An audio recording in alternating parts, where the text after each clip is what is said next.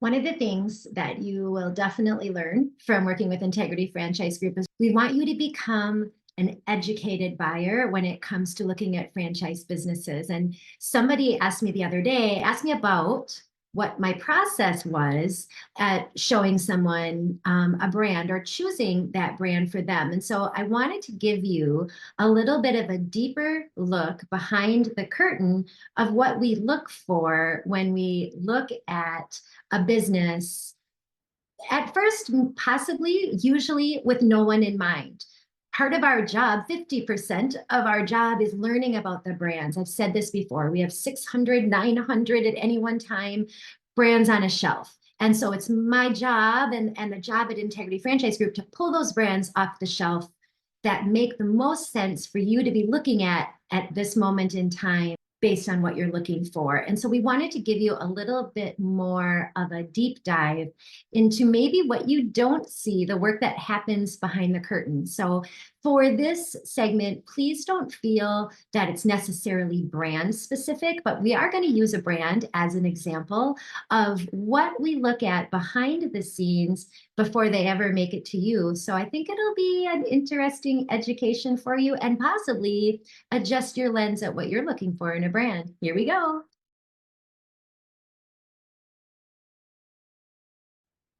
All right, for this deep dive, we're going to start with a brand named Footprints Floors.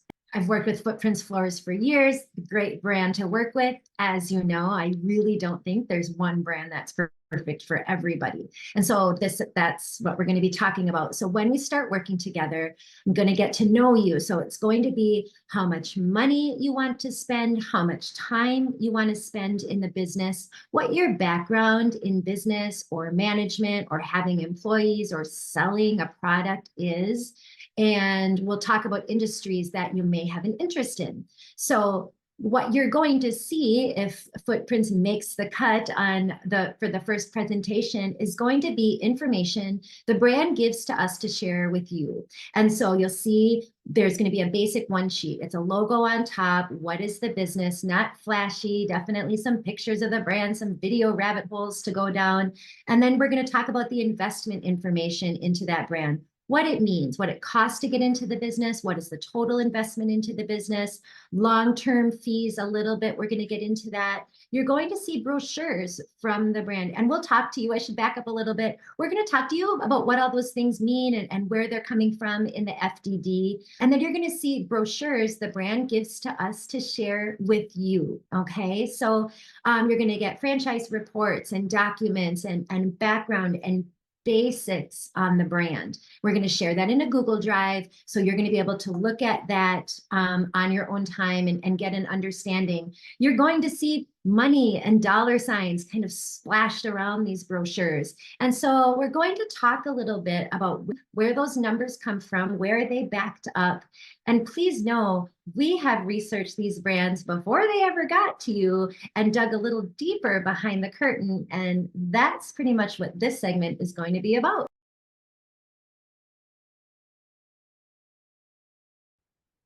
Okay, the brands are going to share basic numbers with you in the brochures as we get started. I think it's important for you to know that in the background, Integrity Franchise Group will explain to you where those numbers are coming from and what the details are. We're looking at those. We're evaluating these brands to make sure they're just not glossy on paper, but they're following up behind the scenes. And so in this case, we're using the Footprints Floors as examples. You'll see they have their territory fees, franchise fees, and initial investment royalty in the business. All of these numbers you will expect to get early. Truly, it's not the point that you're making a buying decision based on these numbers, but you are starting to put together, how much is this going to cost me to get into the business? What sort of footnotes should I be concerned about? And where you're going to get the expense into the business is from their FDD item 5, 6, and 7. Okay, so 5, 6, and 7 talk about the fees in the business, ongoing fees in the business. We do look at those. We want to make sure that the brand isn't going to fee you to death.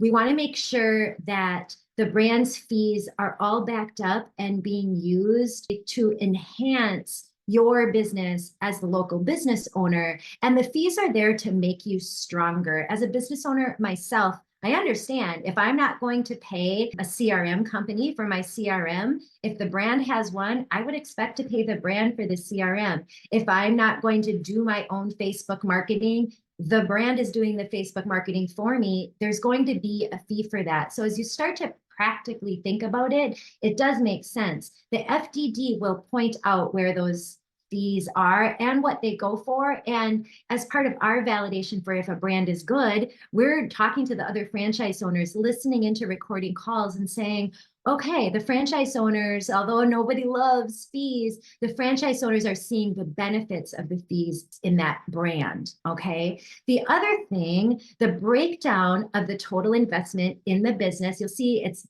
dollar for dollar correct here. The breakdown of the initial investment is in the item 7 in the business. So we're looking at the item 7 and just kind of seeing where the breakdown comes. You're always going to see a range, but in this case, based on hundreds of FDDs that we've looked at, do these seem realistic? Are they in line with expectation? Does anything seem extraordinarily high? And it doesn't mean we're not going to show the brand to you, but it does mean we're probably have reached out to the brand and saying, hey, how come this swing? In this case, there's nothing to point out, really. There's no major swings in this. If you look down, the major swing in this initial investment, the biggest gap is in additional funds. It's in working capital of the business.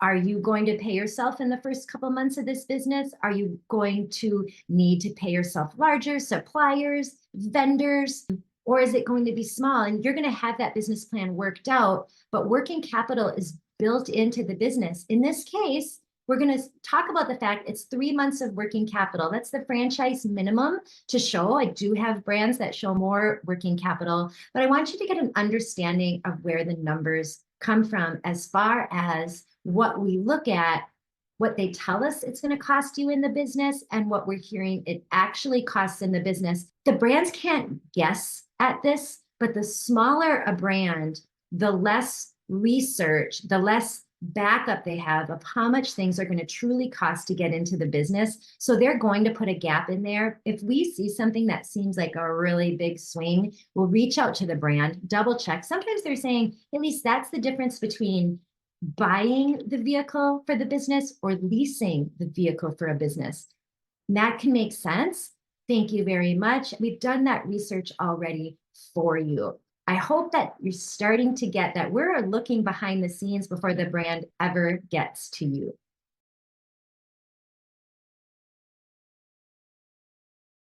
The item 19 in a business is where, for a franchise, is where the brand can kind of brag about their numbers and brag about what other franchise owners are making in the system. Item 19, I've done a million videos on that one, so we can watch another one. But what I want you to understand here is that it's not only how the brand gets your attention, it's also how they get our attention, right? So we know in the franchise consulting space at Integrity Franchise Group, we know the brands are going to use that item 19 to get our attention. We're going to look at the FDD to find out what is the breakdown in that item 19. Where are those numbers coming from? It makes a difference, guys, because if it's just a corporate location and it's a super small brand, we have to see if they've pulled out franchise fees, if they've pulled out royalties, if they've pulled out expenses that my normal franchisees are going to be experiencing, royalties, that type of thing. If it's a big brand with 50, 100, 400 units out there, their item 19 sometimes can be a little convoluted. And so we need to look and make sure that what they're putting in the brochure is all the splash, but in the item 19 that they are showing, I'm going to say the good, the bad, and the ugly. Technically, the rule is if you're going to show an item 19, it's generally business owners who have been in business for at least 12 months of the previous calendar year. And you can't show one without showing all, as long as they fall into that parameter. But how a brand will maneuver the item 19 is different from brand to brand. So what we're doing as homework in the background is reviewing the item 19, reviewing what the brand is shouting from the rooftops and getting some detail behind it. In this case, again, we're talking about Footprints Floors, right? So they're saying, here's our average multi-territory average gross sales, multi-territory average gross profit. They're putting that right in the brochure. The details of that are going to be right in their item 19. In this case, starts on 33, and all of the details where that item 19 is coming from, how much territory they own, how many units they own, what were their gross sales, how long they've been in business.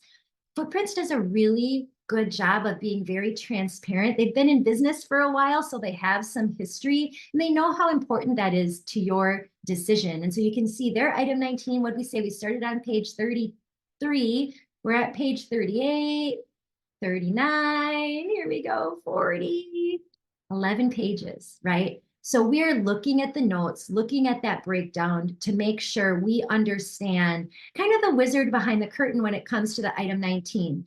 Please know we're not reviewing the FDD with you when we start working with you and helping you research. You wouldn't want us in that role, but we are reviewing that for our research to make sure that you're not going to run into any surprises. Or if you do run into any surprises, hopefully we know what's coming. We see that horizon. And so that's one of the things that we're doing before we would show a brand to you. It's not just, hey, the brand makes blah, blah, blah, millions of dollars. It's how does that break out? What are you going to see? What kind of transparency is the brand showing? And so I think it's important to keep that in mind as you start looking at franchise brands that they're trying to get your attention. They're going to splash their numbers and their item 19 numbers and their gross revenue all over their brochures. But again, let's look and see what's happening underneath the hood.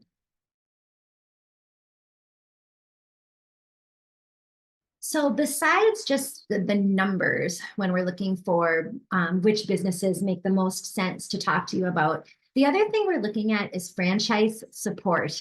And you're going to see some of that in the FDD. You're going to kind of see the rules and regulations, but this is where our research really tends to kick into the gear. We are looking, in this case, again, the example that we're talking about today is Footprints Floors, not necessarily trying to sell you on the brand, but giving you an understanding of what we do before we show this brand to you. So in this case, I have learned through hours of webinars and research and learning about Footprints that they have a lot of lead gen assistance. They're very good for my guy that isn't necessarily great at that first introduction into sales, right? They're kind of better with a softball, okay? They also have a call center taking in calls, fielding questions. What we're doing behind the scenes is we're double checking.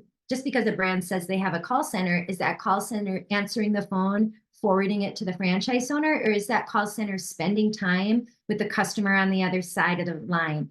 Is it being recorded? Does the salesperson or the franchise owner get a chance to listen to that recording that kind of tees up, we'll say, an easier sale? And then how much further do they take it? What kind of training? What kind of support? Long-term value of being a franchisee in that system.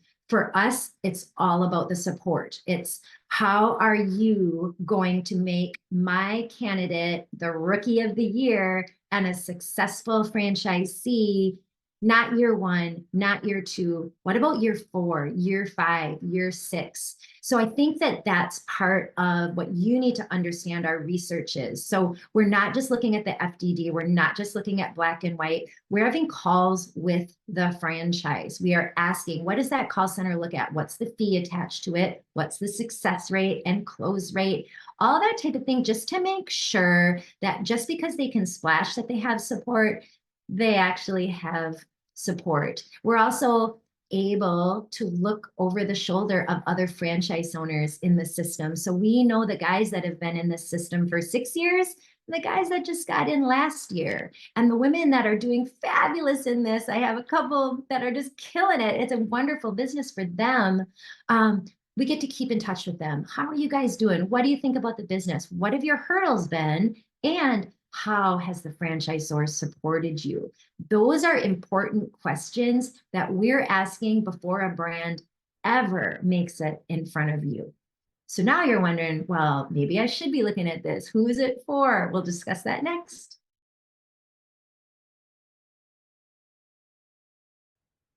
Okay, so then what we're doing is we're working with our franchise candidates and trying to figure out which brands make the most sense. What's the best match?